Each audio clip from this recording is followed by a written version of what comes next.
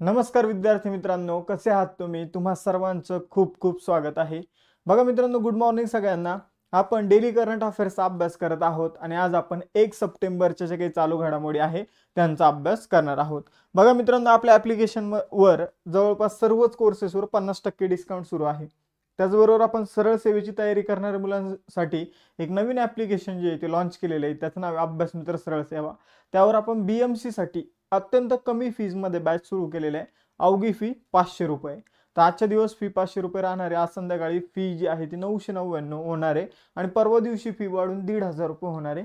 त्यामुळे BMC भरतीसाठी जर तुम्हाला बॅच जॉईन करायची असेल तर आता काही मुलांचं म्हणणं आहे की प्रमोशन सुरुवातीला का करता. आता बघा, BMC भरतीमध्ये इंग्रजी व्याकरण, मराठी व्याकरण, त्याचबरोबर गणित, बुद्धिमत्ता आणि GSC सर्व सब्जेक्ट जर तुम्हाला 500 रुपयात मिळत आहे आणि क्वालिटी एज्युकेशन मिळते तर ते मुलांपर्यंत पोहोचवणं गरजेचं असतं. जर तुम्हाला जॉईन करायचे असेल तर तुम्ही लवकरात लवकर सरळ सेवेचं ॲप डाउनलोड करा आणि त्यामधून बॅच जॉईन करू शकता. ठीक आहे. बघा, एवढी कमी फीस कुठंच नाही. तुम्हाला प्रत्येक विषयासाठी 2-2, 3-3 हजार रुपये द्यावे लागतील, किमान 1000 तरी द्यावे लागतील. ठीक आहे. तर तुम्हाला आणि त्यावर एक्स्ट्रा चार्जेस असतात. तर तुम्हाला एवढ्या कमी फीजमध्ये एज्युकेशन मिळतंय तर त्याचा फायदा घ्या आणि दुसऱ्यांपर्यंतही पोहोचवा. बघा मित्रांनो, आपण कंबाईनची सुद्धा 1 इयरची बॅच सुरू करणार आहोत, ज्यामध्ये स्टेट बोर्ड, त्याचबरोबर जर बघितलं तर नोट्स, हे सगळ्या गोष्टी इन्क्लूड असणारे असे ऑल इन वन बॅच जी आहे ती आपली सुरू होते. कंबाईन फाउंडेशन बॅच 2025 साठी, 2024 साठी, प्लस आपल्याकडे नोट्स आहे. त्याचबरोबर जर बघितलं ते सगळ्या गोष्टी अभ्यास मित्र ॲप्लिकेशनमध्ये आहे. टेलिग्राम चॅनल आणि इंस्टाचं पेज फॉलो करायला विसरू नका, कारण टेलिग्रामवर रेग्युलर लेक्चरच्या अपडेट्स आणि इंस्टाग्रामवर अभ्यासविषयक रील्स तुम्हाला बघायला मिळतील. मग सुरुवात करूया आता सप्टेंबर महिन्याला. 1 सप्टेंबरच्या ज्या काही चालू घडामोडी आहे त्या आता आपण बघणार आहोत. बघा मित्रांनो, सप्टेंबरच्या चालू घडामोडी, 1 सप्टेंबरच्या जे काही चालू घडामोडी आहे तर त्याला सुरुवात करूया. ऑगस्ट 2024 मध्ये रेल्वे बोर्डाचे नवीन अध्यक्ष आणि मुख्य कार्यकारी अधिकारी म्हणून कोणाची नियुक्ती करण्यात आली. म्हणजे आता आज आपण 1 सप्टेंबर आहे, पण मागच्या कालच रेल्वे बोर्डाचे अध्यक्ष आणि मुख्य कार्यकारी अधिकारी म्हणून कोणाची नियुक्ती करण्यात आलेली आहे.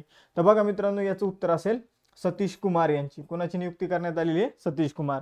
तर रेल्वे बोर्डाचे नवीन अध्यक्ष बनलेले सतीश कुमार. ठीक आहे. भारतीय रेल्वे व्यवस्थापन सेवेचे अधिकारी आहे. यांची रेल्वे बोर्डाचे अध्यक्ष आणि CEO मुख्य कार्यकारी अधिकारी म्हणून नियुक्ती करण्यात आलेली. तर यांच्यावर आपल्याला प्रश्न विचारला जाऊ शकतो. इथे 2-3 मुद्दे अतिशय महत्त्वाचे. कोणते मुद्दे महत्त्वाचे? तर बघा मित्रांनो, रेल्वे बोर्डाच्या इतिहासामध्ये सतीश कुमार हे पहिले अनुसूचित जाती समुदायातून येणारे व्यक्ती आहे, जे इथं अध्यक्ष म्हणून CEO म्हणून यांनी पदभार जो आहे तो स्वीकारलेला आहे. तर रेल्वे बोर्डाचे पहिले अनुसूचित जातीचे पहिले दलित अध्यक्ष कोण आहे? तर ते आहे सतीश कुमार. ठीक आहे. तर पहिला एक महत्त्वाचा पॉईंट. दुसरा महत्त्वाचा पॉईंट, यांनी जागा कुणाची घेतलेली? तर जया वर्मा सिन्हा. जया वर्मा सिन्हा अत्यंत महत्त्वाचे. आपल्याला यांच्यावर 100% प्रश्न विचारला जाईल, कारण 1 सप्टेंबर 2023 ला या जॉईन झाल्या होत्या आणि यांनी, आपण जर बघितलं, त्यांनी एक इतिहास रचला होता. रेल्वे बोर्डाच्या त्या पहिल्या महिला अध्यक्ष होत्या. रेल्वे बोर्डाच्या त्या पहिल्या महिला अध्यक्ष होत्या. त्यामुळे हे 2 पॉईंट जे ते परीक्षेमध्ये आपल्याला डायरेक्ट विचारले जाऊ शकतात. ठीक आहे. रेल्वे बोर्ड कधी स्थापन करण्यात आलं होतं? भारतीय रेल्वेची स्थापना कधी करण्यात आलेली आहे? तर 16 एप्रिल 1853 ला भारतीय रेल्वे स्थापन करण्यात आली. 1951 मध्ये तिचं राष्ट्रीयकरण झालेलं आहे. मुख्यालय आहे नवी दिल्ली आणि रेल्वे मंत्री आहे अश्विनी वैष्णव. यानंतर दुसरा क्वेश्चन आहे, राष्ट्रीय सुरक्षा रक्षक म्हणजे नॅशनल, आपण जर बघितलं सिक्युरिटी गार्ड, NSG कमांडो आपण ज्यांना म्हणतो, तर त्याचे नवीन महासंचालक म्हणून कोणाची नियुक्ती करण्यात आलेली आहे? तर बघा मित्रांनो, NSG जे काही गार्ड असतात, ठीक आहे, NSG कमांडो असतात, तर त्यांचे नवीन महासंचालक बनलेले B श्रीनिवासन. ठीक आहे, B श्रीनिवासन.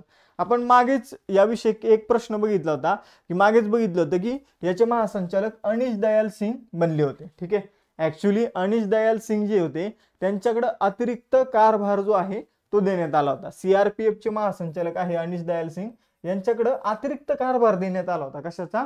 तर NSG कमांडोचा. ठीक आहे. NSG जी काही नॅशनल सिक्युरिटी गार्ड जे आहे, तर त्याचा अतिरिक्त कारभार कोणाकडे देण्यात आला होता? अनिश दयाल सिंग यांच्याकडे.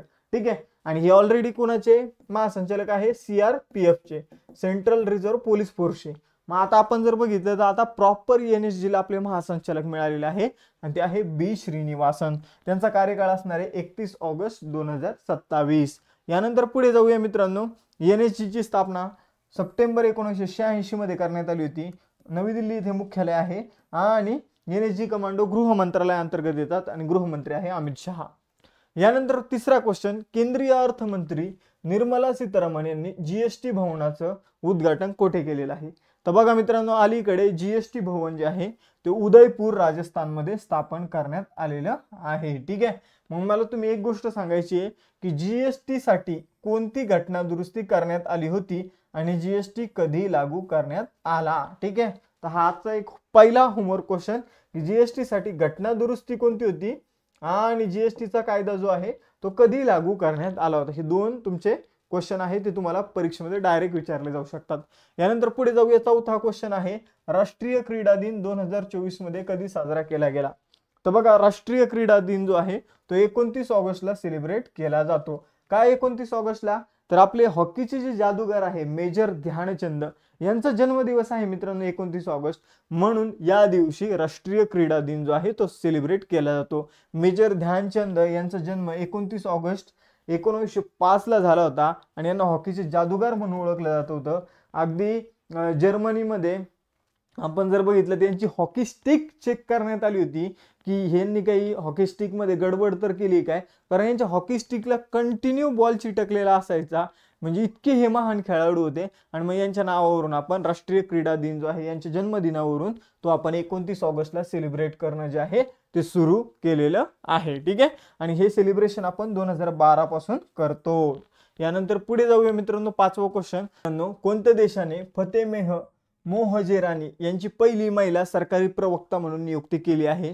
तर मित्रांनो, या आहे इराणच्या पहिल्या महिला प्रवक्ता. ठीक आहे. अत्यंत महत्त्वाची न्यूज, इराणने पहिल्यांदाच एका महिलेला सरकारी प्रवक्ता म्हणून नियुक्त केलेला आहे.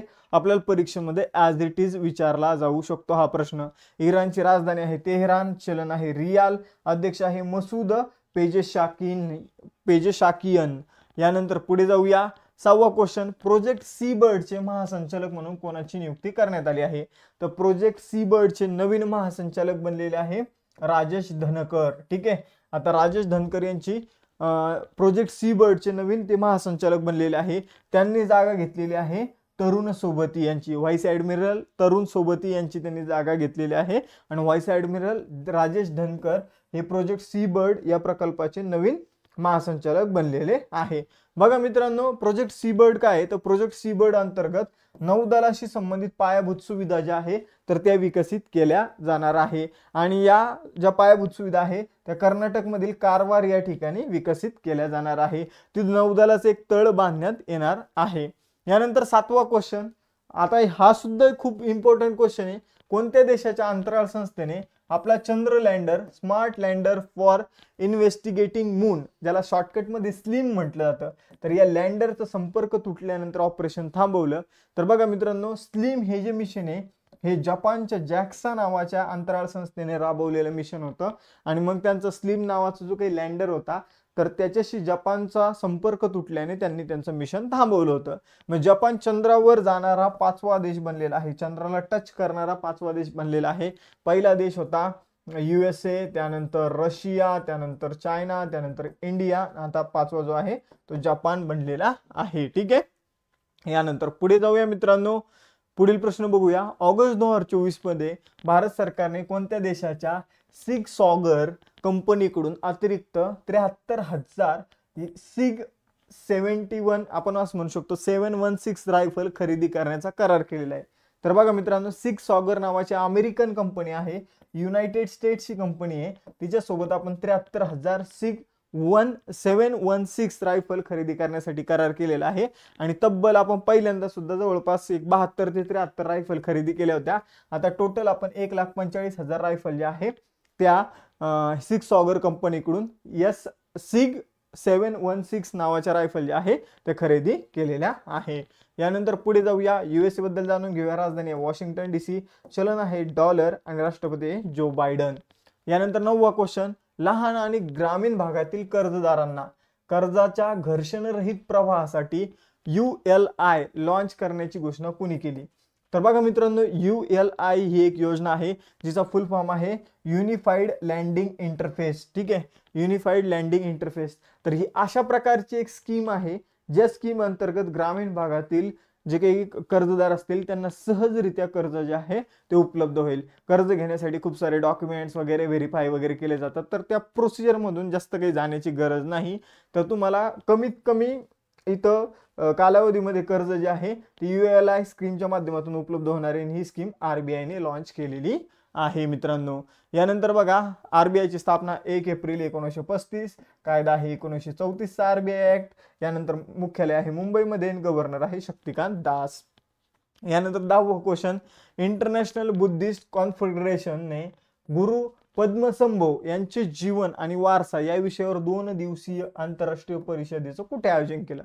तर बघा, बौद्ध धर्मातील दुसरे बुद्ध म्हणून ओळखले जाणारे गुरु पद्मसंभव जे आहे तर त्यांच्या जीवनाशी संबंधित विषयांवर एक इथं आंतरराष्ट्रीय परिषद आयोजित करण्यात आली 2 दिवसीय. तर ती परिषद होणार मित्रांनो बिहारमधील नालंदा या ठिकाणी. त्यांना दुसरे बुद्ध तसेच गुरु रिपोछे असं म्हणून सुद्धा ओळखलं जातं. यानंतर पुढे जाऊया, बिहार विषयी जाणून घेऊया. बिहारची स्थापना 22 मार्च 1912 ला झाली. राजधानी आहे पाटणा. मुख्यमंत्री नितीश कुमार आणि राज्यपाल आहे राजेंद्र विश्वनाथ आर्लेकर. त्यानंतर 11वा क्वेश्चन, 8वी पुरुष आशियाई हॉकी चॅम्पियनशिप ट्रॉफी 2024 मध्ये कुठे आयोजित केली जाईल? तर बघा मित्रांनो, 8वी पुरुष आशियाई हॉकी चॅम्पियनशिप ट्रॉफी जी आहे 2024 मध्ये चीनमध्ये आयोजित केली जाणार आहे. कुठे आयोजित केली जाणार आहे? तर चीनमध्ये आयोजित केली जाणार आहे. त्यासाठी आपल्या संघाचा कॅप्टन कोण असणार आहे? तर हरमनप्रीत सिंग हा आपल्या संघाचा कॅप्टन असेल. यानंतर मित्रांनो, चीनची राजधानी आहे बीजिंग. त्यानंतर आपण जर बघितलं तर चलन आहे रेन मिनबी आणि अध्यक्ष आहे शी जिनपिंग. यानंतर 12वा क्वेश्चन आणि आजच्या लेक्चरचा मोस्ट इम्पॉर्टंट क्वेश्चन आहे, कोणत्या राज्याच्या विधानसभेने मुलीच्या लग्नाचे किमान वय 21 वर्ष करण्याचे विधेयक मंजूर केलेले? तर मुलीच्या लग्नाचं जे वय आहे ते 18 वर्षे. आपण जर बघितलं तर 1976चं जे लोकसंख्या धोरण होतं त्यानुसार मुलीच्या लग्नाचं वय किमान 18 आणि मुलाच्या लग्नाचं वय किमान 21 निश्चित करण्यात आलं होतं. आता याला चेंज करण्यात आलं एका राज्यामार्फत आणि मुलीच्या लग्नाचं वय 18 वरून जर आपण बघितलं तर 21 करण्यात आलेलं आहे. हा निर्णय घेतलेला आहे हिमाचल प्रदेश राज्याने. यानंतर पुढे जाऊया मित्रांनो, हिमाचल प्रदेशचे मुख्यमंत्री आहे सुखविंदर सिंह सुक्खू यांनी हा महत्त्वाचा निर्णय घेतलेला आहे. हिमाचल प्रदेशची स्थापना 25 जानेवारी 1971 मध्ये करण्यात आली. राजधानी आहे शिमला आणि राज्यपाल आहे शिवप्रताप शुक्ला. 13वा क्वेश्चन, डेव्हिड मलान. आता क्रिकेट प्रेमी लगेच उत्तर देतील. डेव्हिड मलानने आंतरराष्ट्रीय क्रिकेटमधून निवृत्ती घेतलेली आहे. तो कोणत्या देशाचा खेळाडू आहे? तर मित्रांनो, हा इंग्लंड या देशाचा खेळाडू आहे. कोणत्या देशाचा खेळाडू आहे? तर इंग्लंड या देशाचा खेळाडू आहे. त्याने इंग्लंड तर्फे खेळताना T20 सामन्यामध्ये तो कितीतरी दिवस 1 नंबरच्या रँकिंगला होता. त्याने 62 T20 खेळलेले, 1892 धावा केल्या, 22 कसोटी मॅच खेळल्या, 1074 धावा केल्या, 30 वन डे मॅच खेळल्या, 1450 धावा केलेल्या आहे. यानंतर 14वा क्वेश्चन, 44व्या प्रगती संवादाचे अध्यक्षपद कोणी भूषवले? तर बघा मित्रांनो, 44वा प्रगती संवाद जो आहे त्याचे अध्यक्षपद नरेंद्र मोदी यांनी भूषवलेलं आहे. तर बघा मित्रांनो, सरकारच्या वेगवेगळे मंत्रालय जे असतात आणि त्याचबरोबर जर बघितलं तर वेगवेगळे जे राज्य असतात ते एकत्र मिळून एक संवाद आयोजित करतात. त्याला प्रगती संवाद असं म्हटलं जातं. यामध्ये सरकार भविष्यात कोणकोणते प्रोजेक्ट लॉन्च करणार आहे त्याबाबत माहिती दिली जाते आणि याचा अध्यक्षपद पंतप्रधानांमार्फत भूषवलं जातं. प्रगती संवाद जो आहे 44वा, तर त्याचा अध्यक्षपद नरेंद्र मोदी यांनी भूषवलेलं आहे. ठीक आहे, हे आपल्याला लक्षात ठेवायचं आहे. यानंतर पुढे जाऊया मित्रांनो, 15वा क्वेश्चन, आपत्कालीन व्यवस्थापन क्षेत्रातील सहकार्यावरील संयुक्त रशियन भारतीय आयोगाची दुसरी बैठक कोठे झाली? तर बघा मित्रांनो, आपत्कालीन जे काही क्षेत्र आहे, आपत्कालीन व्यवस्थापन हे जे काही क्षेत्र आहे, तर यावरील सहकार्यासाठी भारत आणि रशियाने एक आयोग स्थापन केलेला आहे. त्याची दुसरी बैठक मॉस्को रशियामध्ये आयोजित करण्यात आली होती. या बैठकीसाठी आपण जर बघितलं तर भारताचे जे काही शिष्टमंडळ रशियामध्ये गेलं होतं त्यांचं नेतृत्व श्री नित्यानंद राय यांनी केलेलं आहे. तर बघा मित्रांनो, रशियाची राजधानी मॉस्को, चलन आहे रुबल, अध्यक्ष राष्ट्रपती आहे व्लादिमीर पुतिन आणि पंतप्रधान आहे मिखाईल मिशुस्टिन. बघा मित्रांनो, आपले जे अभ्यास मित्राचे कोर्सेस आहे त्यावर 50% डिस्काउंट पर्यंत तुम्हाला ऑफर मिळते. तर त्यासाठी आजच आपला ॲप डाउनलोड करा. आणि द टेस्ट क्वेश्चन तुमच्यासाठी आहे की कोणत्या राज्याच्या विधानसभेने मुलीच्या लग्नाचं वय किमान 21 वर्ष करण्याचं विधेयक मंजूर केलेलं आहे? तर बघा मित्रांनो, आपण कंबाईनची बॅच सुरू करतोय 10 सप्टेंबर पासून. ही बॅच तुम्ही जॉईन करू शकता. या बॅचमधून निश्चितच तुमचं पूर्व परीक्षेचं, मुख्य परीक्षेचं आणि एक अधिकारी बनण्याचं स्वप्न जे आहे ते पूर्ण होणार आहे. त्याचबरोबर आपण नोट्स जे आहे त्या लॉन्च केलेल्या आहे प्रत्येक विषयाच्या, तर त्या तुम्ही आपल्या ॲप्लिकेशनमधून परचेस करू शकता. ॲप्लिकेशनचं नाव आहे अभ्यास मित्र. आणि सरळ सेवेसाठी जर तयारी करायची असेल तर ॲप्लिकेशनचं नाव आहे अभ्यास मित्र सरळ सेवा. ठीक आहे मित्रांनो, थांबूया इथं. लेक्चर आवडलं असेल तर लेक्चर लाईक करा, चॅनलला सबस्क्राईब करा आणि जास्तीत जास्त मुलांपर्यंत लेक्चर शेअर करायला विसरू नका. चलो बाय बाय एव्हरीवन. जय हिंद.